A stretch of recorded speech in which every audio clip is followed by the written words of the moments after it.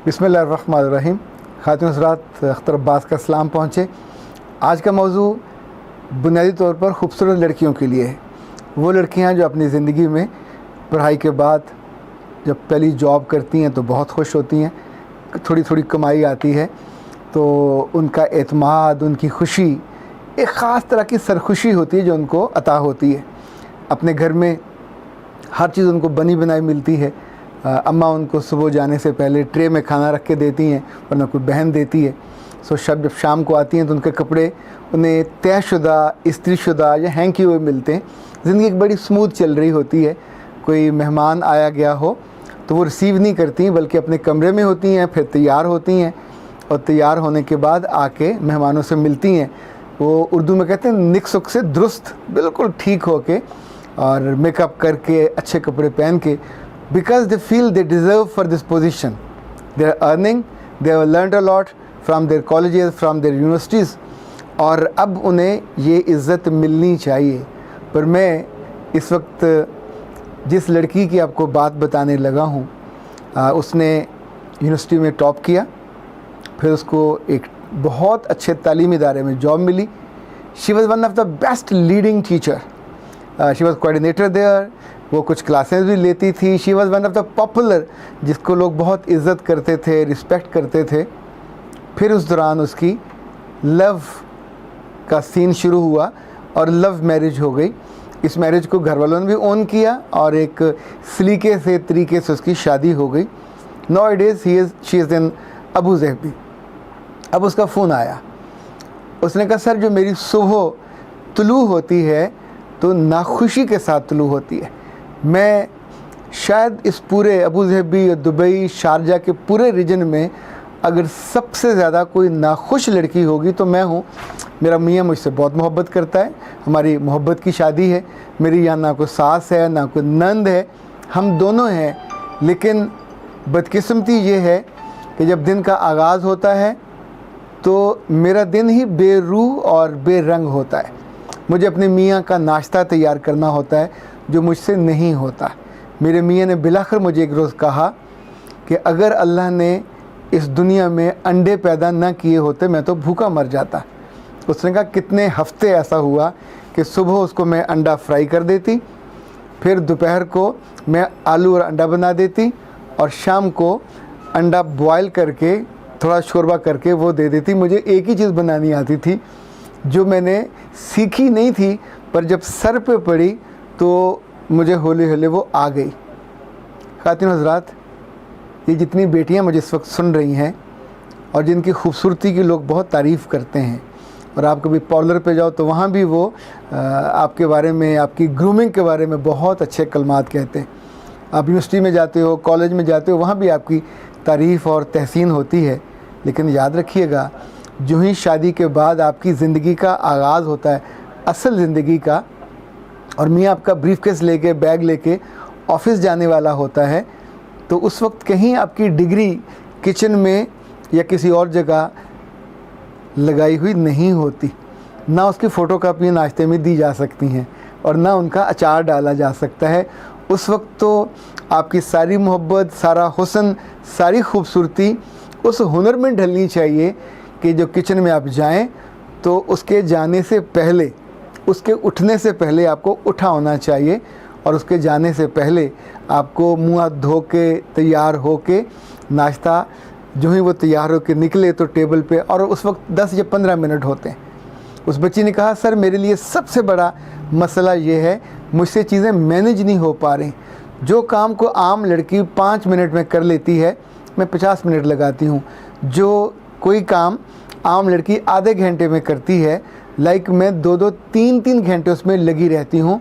मियाँ के जाने के बाद मैं बैठ के रोती हूँ कि मुझसे किचन समेटा नहीं जाता। वहाँ जो बर्तन पड़े होते हैं, मुझे ये समझ नहीं आता कि धोऊँ किसको, लगाऊँ कहाँ पे, चूँकि मैंने पिछली 22 से 26 साल की उम्र, इस बीच में कभी कोई ना किचन गई, ना मैंने देखा कौन क्या करता है। मुझसे बर्तन मैनेज नहीं होते। मुझे चीज़ें फ्रिज में निकालने, रखने, इवन अगर वहाँ रखी हैं, कुछ मैंने काटी हैं, तब मुझको ये समझ नहीं आती कि इसको मैं वाइंड अप कैसे करूँ, इसको मैं समेटूँ कैसे। कमरे में आती हूँ तो मुझे ये समझ नहीं आती कि मैं अपना बिस्तर ठीक करूँ या जगह जगह जो जूते पड़े हुए हैं, जो कपड़े पड़े हुए हैं, कपड़ों को हैंग करके मैं क्या करूं। यानी एक एक चीज़ को जो उसकी तरतीब में जगह जगह रखना, वो मेरे लिए अज़ाब बना हुआ है। और जब मियाँ दोपहर को आता है तो मेरे लिए वो रोने का मुकाम होता है कि जो पिछले कई माह से मैं चीज़ें पकाती हूँ, मेरा मियाँ कुछ नहीं कहता, वो खामोशी से खा लेता है। लेकिन जब वो लुक़मा मैं लेती हूँ तो मुझे मेरी ज़ुबान बताती है कि इससे ज़्यादा बेमज़ा और इससे ज़्यादा बदमज़ा चीज़ कोई बनाई नहीं जा सकती, पर मेरी अपनी बनाई होती है जो मुझे आंसुओं से रुलाती है। और उस जगह ख़ातिन हज़रात, आपका कोई हमसाया या कोई हमसाई या कोई टीचर या कोई पुराना कोर्स काम आपके नहीं आएगा। ये तो आपके अंदर की आमादगी है जो आपको अब सीखने पे मजबूर करेगी। याद रखिएगा कि वो जितनी बच्चियां जिनको बड़ा शौक़ होता है आज़ादी का, बड़ा शौक़ होता है शादी का, ऑफकोर्स आज़ादी भी अच्छी है, शादी भी अच्छी है, अपने घर में जाना भी अच्छा है, लेकिन प्यारी लड़कियों, अगर तुम ये हुनर सीख के ना गए और तुमको ये खाना पकाना ना आया, अब वो बच्ची कहती है कि मेरी माँ मुझ पे जुल्म करती थी जब खाना ट्रे में रख के, गिलास वहाँ पे रख के और साइड पे चाय का कप रख के मुझे इकट्ठे बेड पे दे देती थी। वो कहती थी कभी चाय लेट आती थी तो मैं बोलती थी कि अम्मा चाय लेट हो गई, और अम्मा चुप करके ला के मुझे दे देती थी। मैंने कभी नोटिस नहीं किया था कि खाना बनने में, वो रोटी या पराठा बनने में, उसने कहा मैं पराठा बनाने का सोच नहीं सकती, वो दुनिया का नक्शा वो बनता है अजीबो-गरीब के, जिसमें अफ्रीका कहीं चला जाता है और एशिया कहीं चला जाता है और अमेरिका कहीं चला जाता है, यानी 4 नुकरें भी नहीं होती, गोल भी नहीं होता, कोई 9 नुकरों वाला। तो मैंने उसे फिर तरतीब बताई कि ये काम तो तुम फ़ौरन ठीक कर लो कि जब उस पर तवे पे डाल लो। तो असल में शी वाज सो टेंस कि उसकी जो आवाज़ वो भी भराई हुई थी। तो मैंने कहा छुरी अपने पास रखा करो और तवे पे डालने के बाद उसकी साइडें छुरी से काट दिया करो, तो थोड़ा वो गोल हो जाएगा, कम से कम प्रेजेंटेबल हो जाएगा। इतनी तो आपकी आंख आपको बता देगी ना कि गुलाई कैसे काटनी है। लेकिन this is not the solution. सबसे जो बेहतर और आसान सॉल्यूशन है कि शादी के बाद आपसे जो तवक्कुआत हैं आपको उनका इल्म होना चाहिए। और ये आपकी ड्यूटी, जो फ़र्ज़ नहीं है, ये ऐसे ही है जैसे आप सांस लेते हो।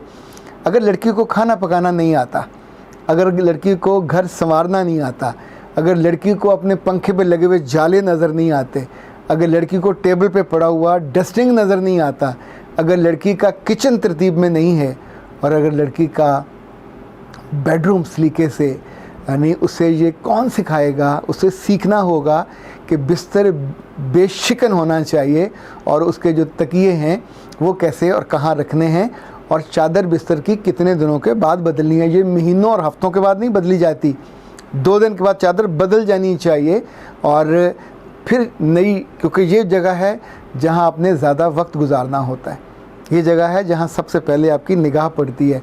सो कभी आप होटल्स में गए हों, आपने देखा वहाँ कभी कंबल सीधे नहीं रखे होते, वो बेड पे उन्होंने लगाने के बाद उसके ऊपर एक चादर भी लगाई होती है और अंदर से दोनों साइडों से उसको अंदर किया हुआ होता है। आप फ़ौरन लेके नहीं लेट जाते, पर वो बिस्तर आपकी आंखों को भाता है। 2 तकियों के बीच में उन्होंने कुछ छोटे कुशन रखे होते हैं, बेड के बीच में कुशन रखे होते हैं, ताकि ये वो जगह है जो आपके आराम की है, आसूदगी की है, ये तो आपको अच्छी लगनी चाहिए।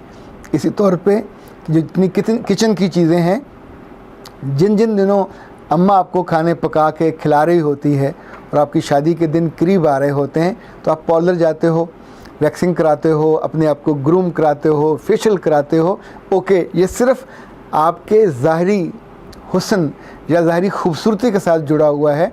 जो आपकी असल तारीफ़ होनी है, जो आपकी इज़्ज़त होनी है, जो आपकी इम्पोर्टेंस होनी है, वो इस वजह से नहीं होनी। यानी शक्ल आपकी चाहे हुरों जैसी हो, रंग आपका चाहे मैदे में सिंदूर में लाया हुआ हो, पर अगर आपको खाना पकाना नहीं आता और अगर आपको वहाँ अपना घर संवारना नहीं आता और अगर चीज़ों को आप सलीके से तरतीब से नहीं रख सकते, तो यकीन मानिए you would become a big zero, और ज़ीरो की कोई इज़्ज़त नहीं होती।